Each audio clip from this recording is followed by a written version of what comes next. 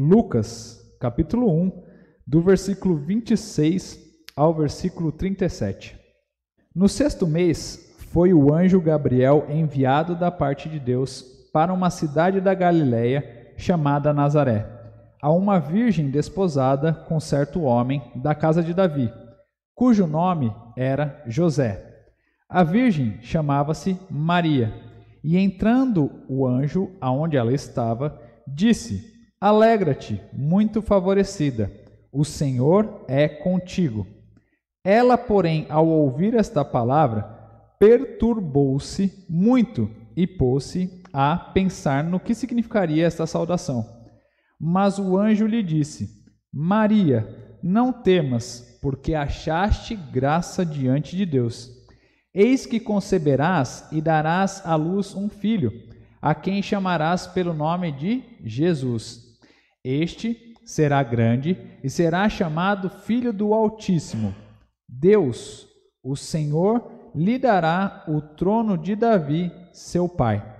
Ele reinará para sempre sobre a casa de Jacó, e o seu reinado não terá fim. Então disse Maria ao anjo: Como será isto? Pois não tenho relação com homem algum. Respondeu-lhe o anjo: Descerá sobre ti o Espírito Santo, e o poder do Altíssimo te envolverá com a sua sombra. Por isso também o ente santo que há de nascer será chamado Filho de Deus.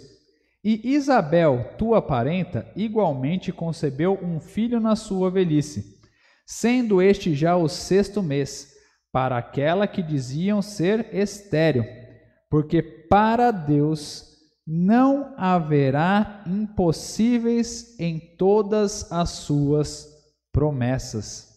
Amém? Queridos, o título da mensagem de hoje que eu gostaria de compartilhar com os irmãos é que não existem impossíveis para Deus.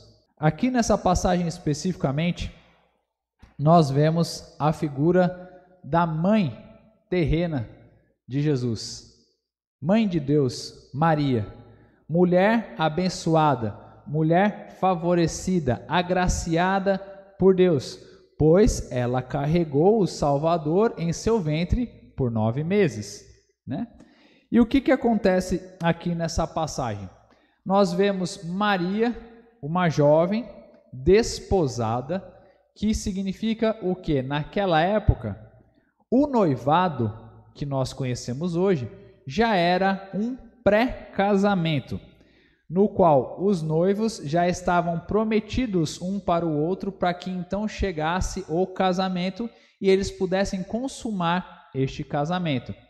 Só que no meio do seu noivado, Maria recebeu a visita do anjo Gabriel e ele lhe deu a seguinte notícia: você terá um filho, porque Deus se agraciou de você, Deus viu em você que você seria essa mulher que carregaria o seu filho. Então, Maria se questionou: como pode isso acontecer, sendo que eu nunca tive relação com homem algum? Ela era uma moça virgem, ela era uma moça que não teve relacionamento com nenhum homem. Ou seja, a dúvida de Maria era uma dúvida que todos nós teríamos. Pois, como pode o impossível acontecer, não é verdade? Será que muitas vezes nós já não nos questionamos a respeito disso? Senhor, como posso eu ser tal coisa?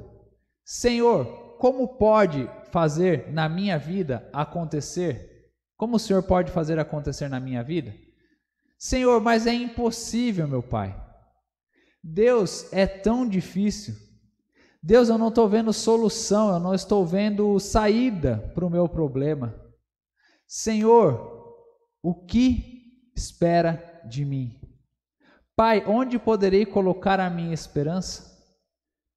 A dúvida que Maria teve não é a mesma dúvida que todos nós compartilhamos a respeito do nosso Deus? Nós temos dúvidas, nós temos um coração cheio de dúvidas, uma mente que se questiona a todo tempo como Deus irá fazer.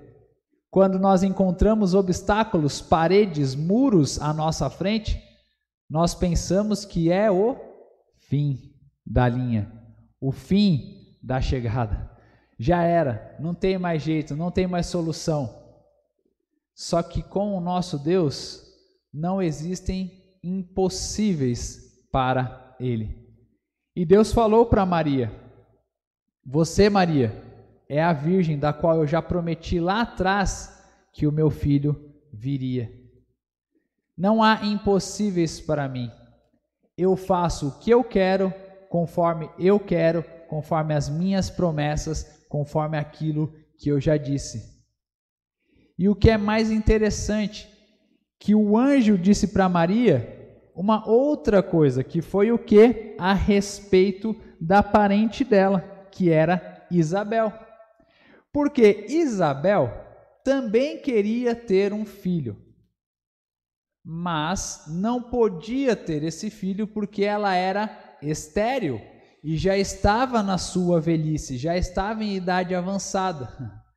Mas Deus, não contente com apenas um milagre, Ele fez 2 milagres nessa família.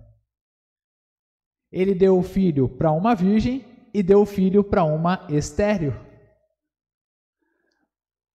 que já estava avançada na sua idade.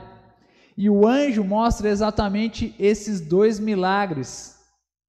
Na verdade, o anjo mostra para Maria que Deus faria um milagre na vida dela, que já havia feito o milagre na vida de Isabel, a sua parente. Isabel não podia ter filhos. Ela era talvez seca, não podia ter semente brotando nela. Mas Deus realizou o milagre na vida de Isabel. E é esse Deus o qual nós servimos. É esse Deus dos quais nós somos filhos. É o Deus do qual para Ele não existem impossíveis. Tudo é possível para Deus, porque Ele é todo-poderoso. Quando nós pensamos, não tem lógica, não é possível, eu não acredito, Deus vai e mostra: eu trago a lógica, eu trago aquilo que é possível e eu sei o que é possível e o que não é possível. Somente descanse em mim. E é por isso que eu gostaria de frisar nesse versículo 37 aqui, ó, que ele diz: porque para Deus não haverá impossíveis em todas as suas promessas. Por isso que, meus queridos irmãos, o nosso dever não é questionar, mas é acreditar. O nosso dever é orar. Nós não sabemos se podemos alcançar aquilo que estamos orando, mas sabemos que para quem estamos orando, que é o nosso Deus, Ele pode realizar. Não existe doença incurável para Deus, não existe não para Deus, não existem portas fechadas para Deus, pois se Deus quer abrir uma porta, Ele abrirá. Por isso que o nosso dever é continuar orando, persistindo em oração, buscando cada vez mais, perseverando na oração, porque para Deus tudo é possível. Confiança em Deus, descanso em Deus é o nosso dever, porque para Ele não existem impossíveis.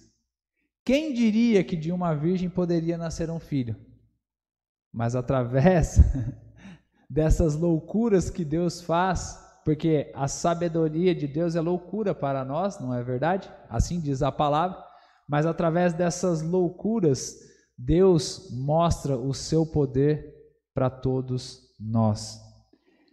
E nós acreditamos, porque na minha vida eu já vi Deus realizar o impossível na minha concepção inúmeras vezes. Eu não sei na vida de vocês, mas na minha vida eu já vi Deus realizar o impossível inúmeras vezes. E o meu coração teimoso, a minha carne fraca, ainda assim quer duvidar de Deus. Mas Ele, na sua infinita misericórdia, sempre me faz lembrar que para Ele não existem impossíveis.